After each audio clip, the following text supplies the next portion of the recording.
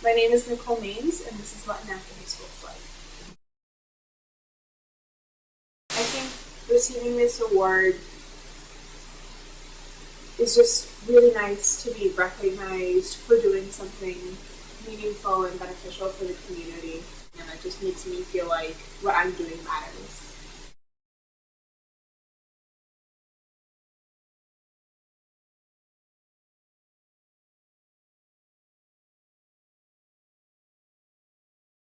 When I was in elementary school, I faced a lot of sort of harassment and was given a hard time.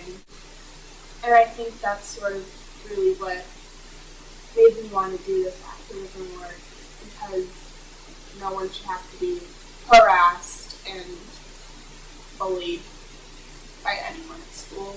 And no matter what their situation is, it's not something that anyone needs to go through. I think someone who's really inspiring is my mom. She's really stepped up for my whole family, and she's really done a lot for us.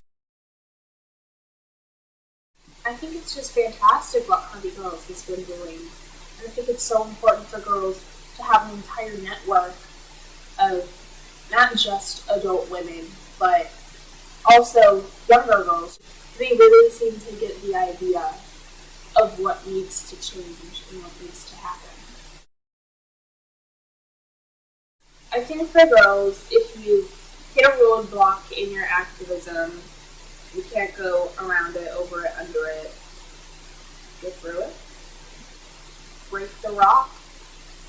And I think that's what will work the best. For every dark corner in a room, there's an entire wall that the sun is shining on.